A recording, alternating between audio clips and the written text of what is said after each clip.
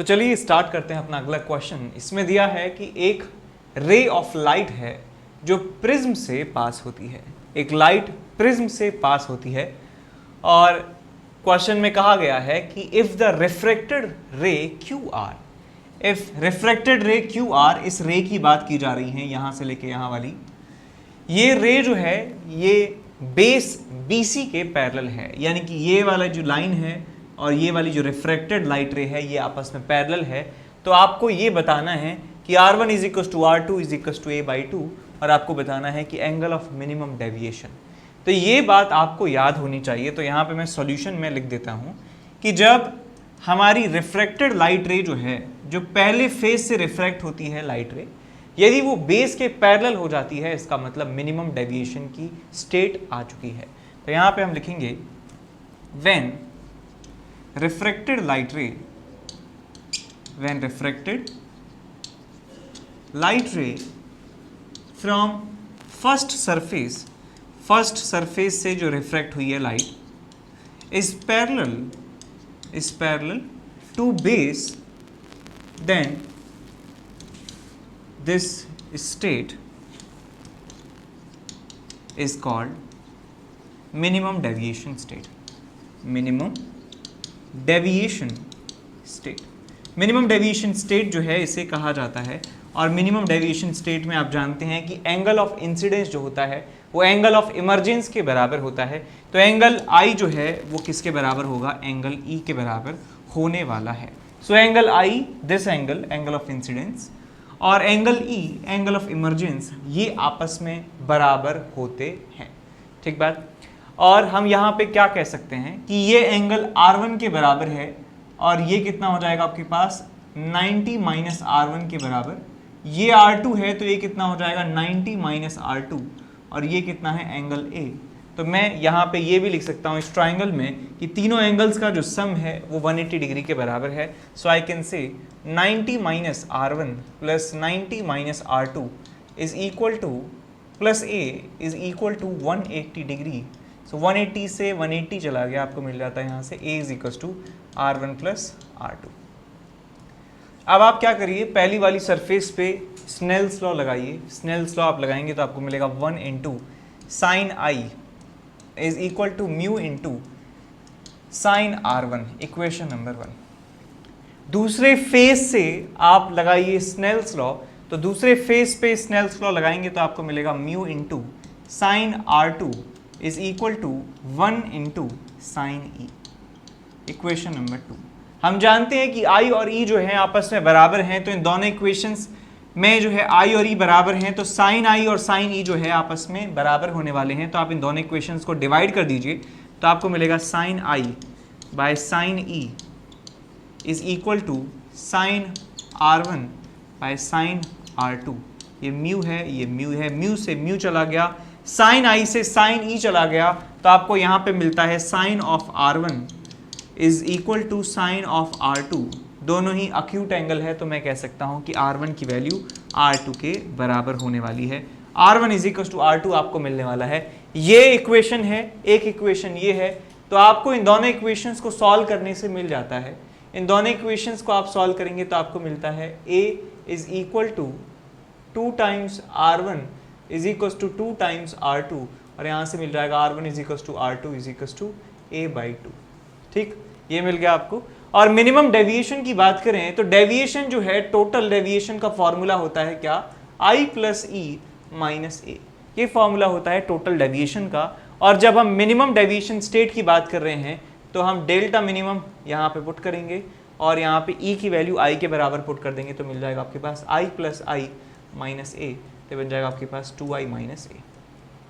So delta minimum की value आपको मिलती है 2I माइनस A, और R1 और R2 किसके बराबर मिलता है, A/2 के बराबर। आपको ये याद रखना है कि जब मिनिमम डेविएशन स्टेट में होता है प्रिज्म और लाइट, तो बेस के पैरेलल हो जाती है फर्स्ट रिफ्रैक्शन के बाद लाइट। अब चलते हैं नेक्स्ट क्वेश्चन की तरफ। इसमें दिया है कि रेडियस ऑफ कर्वेचर आपको फाइंड करना है of a convex surface of a plano convex lens. तो प्लेनो कॉन्वेक्स लेंस आप यहाँ पे पहले ड्रॉ करेंगे। इसमें आप जानते हैं इस वाले पार्ट का रेडियस ऑफ कर्वेचर इनफाइनाइट होता है, बिकॉज ये प्लेन है, ये एक इनफाइनाइट रेडियस के स्फीयर का पार्ट है। ये रेडियस ऑफ कर्वेचर आपको फाइंड करनी है। और क्या दिया है, फोकल लेंथ इस पूरे सिस्टम की 0.3 मीटर है। इस पूरे सिस्टम का फोकल लेंथ जो है आपको दिया हुआ है 0.3 मीटर, और refractive index of the material mu is equals to 1.5। तो ये सारी वैल्यूज जो है आप इसे लिखेंगे कि हमको क्या क्या गिवन है। ठीक, यहाँ पे आप लिखेंगे given radius r is equals to r, मान लेते हैं ये जो है रेडियस ऑफ दूसरा पार्ट जो है वो इनफाइनाइट है, जो फोकल लेंथ है वो 0.3 मीटर है, और जो म्यू ऑफ लेंस है वो कितना दिया है 1.5 के बराबर। तो रेडियस ऑफ कर्वेचर निकालना है, रेडियस ऑफ कर्वेचर निकालना है, r की वैल्यू आपको कैलकुलेट करनी है।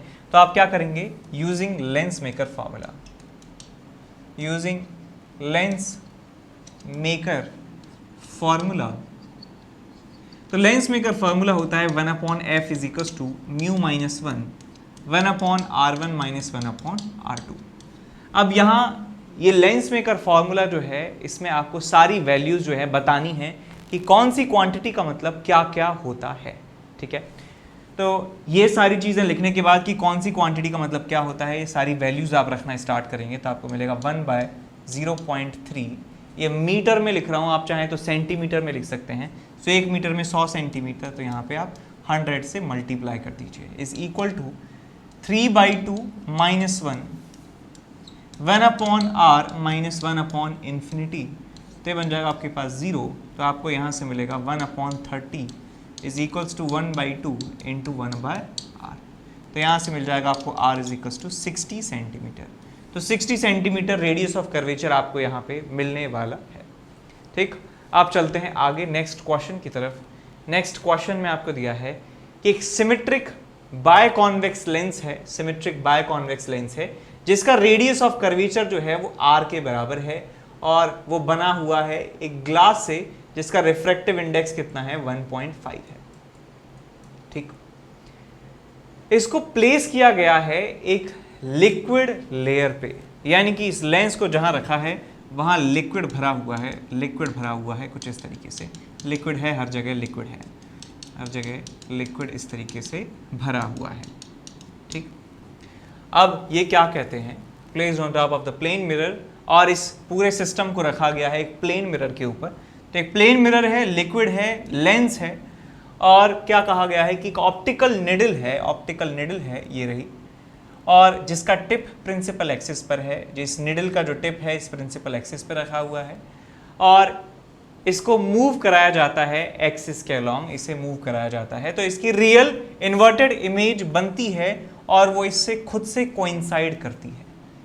तो सिचुएशन कुछ ऐसी है कि इस निडल का जो इमेज है वो इसमें देखा जाता है इस पूरे सिस्टम में, और वो एक रियल इमेज बनता है कुछ इस तरीके से, रियल इन्वर्टेड इमेज बनता है ऑब्जेक्ट के ऊपर ही। ओके, तो आपसे पूछा गया है कि distance of the needle from the lens is measured to be x, यानी कि ये जो डिस्टेंस है ये x के बराबर है। अच्छा, फिर क्या करते हैं, on removing the liquid layer and repeating the experiment the distance is found to be y, the expression for the refractive index of the liquid in terms of x and y। तो इस सवाल को दो part में divide किया गया है, फिर उन दोनों पार्ट से एक फाइनल आंसर आपको निकलवाया गया है। तो पहले सुनिए सवाल क्या है, दोबारा से सिंपल भाषा में, लेमैन टर्म्स में। एक लेंस है बायकॉन्वेक्स, उसके नीचे लिक्विड है, उसके नीचे प्लेन मिरर है। इन तीनों से रिफ्रैक्शन और रिफ्लेक्शन होता है और इमेज बनती है ऑब्जेक्ट के ऊपर ही, और ये कैलकुलेट किया जाता है कि ये दूरी कितनी है, ये दूरी x के बराबर है। ठीक, ये हो गया एक सवाल आपका।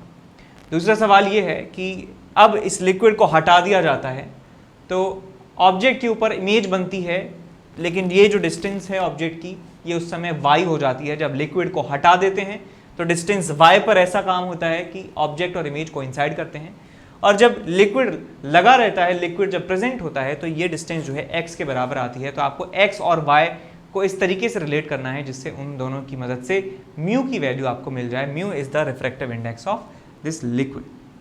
तो मैं आपको ये पहले भी बता चुका हूं कि जब ऑब्जेक्ट और इमेज कोइंसाइड करते हैं तो हमें कोई ज़्यादा कैलकुलेशन करने की ज़रूरत नहीं होती है, वो सवाल जो है वो एक एनालिटिकल अप्रोच से सॉल्व होता है। तो हमें यहाँ पे थोड़ा सा एनालिसिस करना होगा।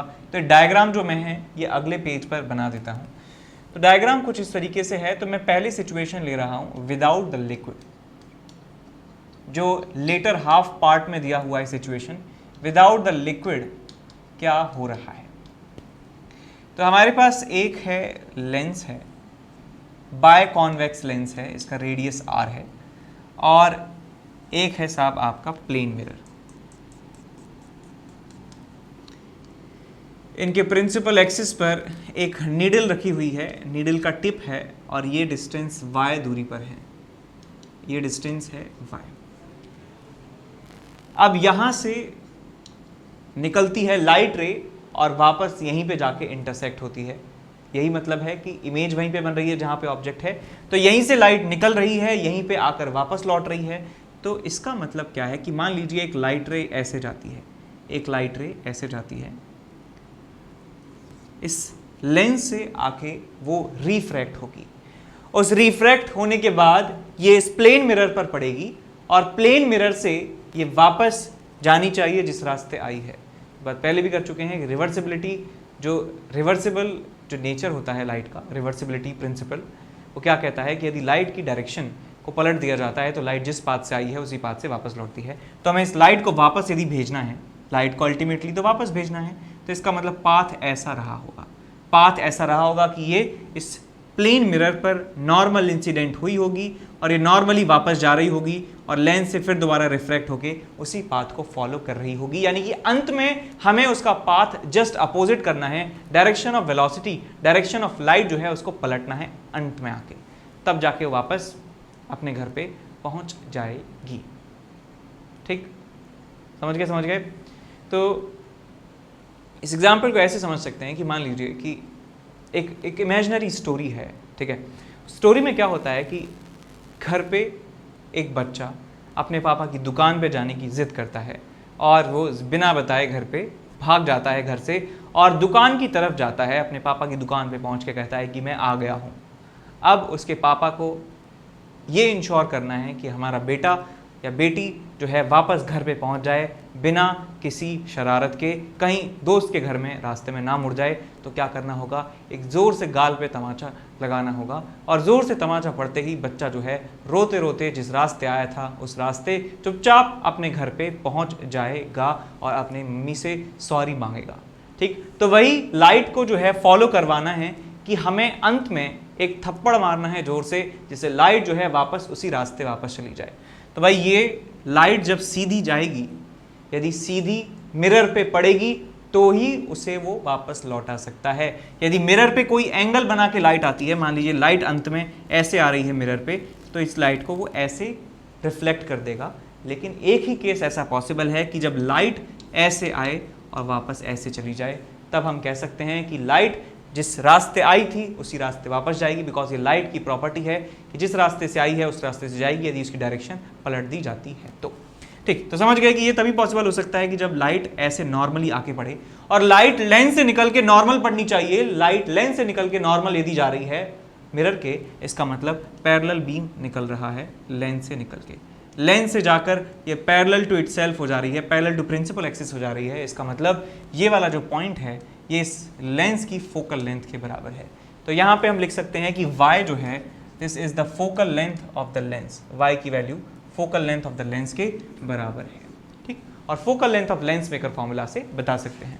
ठीक, तो आप 1/f जानते हैं, कितना हो जाएगा आपके पास, mu minus 1/r1 minus 1/r2, तो ये मिल जाएगा 1.5 माइनस 1, और ये मिल जाएगा आपके पास 1/r 1/r 2/r। तो बेसिकली आपको मिल जाता है f is equal to r, f is equal to r आपको ये मिल जाता है। और यही फोकल लेंथ किसके बराबर है, y के बराबर है। जो y आपको डिस्टेंस दी है उसके बराबर ये डिस्टेंस है। तो इक्वेशन नंबर 1 आप इसको लिख लीजिए। अब विद लिक्विड क्या सिचुएशन होती है, तो यहाँ देखिए विद लिक्विड क्या हो रहा होगा। विद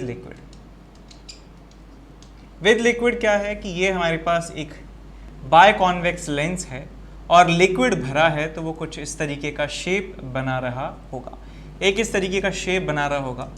इस लिक्विड का रिफ्रैक्टिव इंडेक्स मैं मान लेता हूँ म्यू के बराबर है, और यहाँ पे एक प्लेन मिरर लगा हुआ है इस तरीके से, और जो नीडल है वो यहाँ से x डिस्टेंस पर रखी हुई है, और क्वेश्चन में कहा है कि x डिस्टेंस पर ही इमेज बननी चाहिए, यानी यहाँ से जो लाइट निकल रही है वो लाइट रिफ्रैक्ट होने के बाद और रिफ्लेक्ट होने के बाद फिर से रिफ्रैक्ट होने के बाद वापस इसी पॉइंट पर पहुँचनी चाहिए। तो हम फिर से वही कॉन्सेप्ट लगा सकते हैं जो इससे पहले मैंने बताया था कि इन दोनों लेंसेज के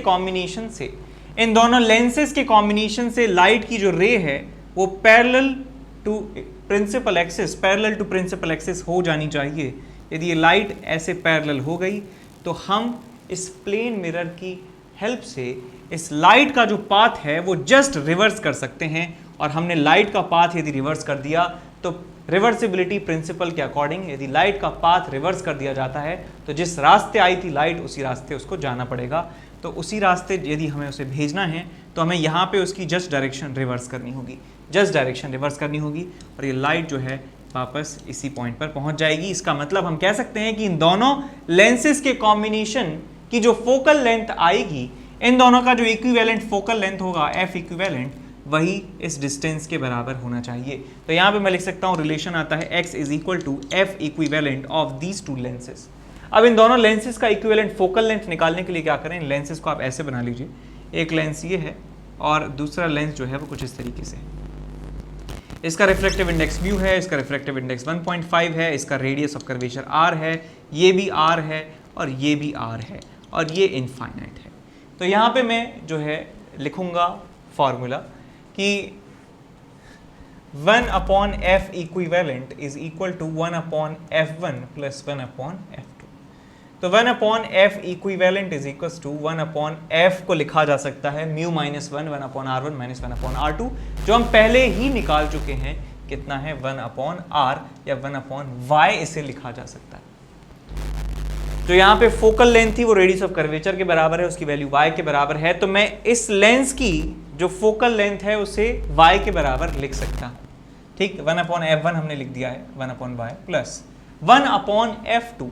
1/f2 यानी इस लेंस की फोकल लेंथ का रेसिप्रोकल लिखना है आपको, तो लिख सकता हूँ mu minus 1/r1 minus 1/r2।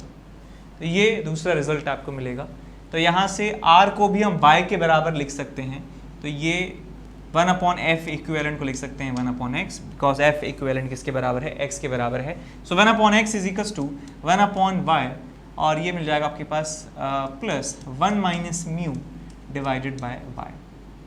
तो ये मिल जाएगा आपके पास 2 minus mu divided by y is equals to 1/x। तो यहाँ से मिल जाएगा y/x is equal to 2 minus mu, और म्यू की वैल्यू मिल जाती है आपको 2 minus y/x, 2 minus y/x, 2 minus y/x। तो मिल जाएगा आपके पास 2x माइनस y/x। तो ये आंसर आपको म्यू का मिल जाता है। ठीक है, तो चलिए आगे चलते हैं नेक्स्ट सवाल की तरफ।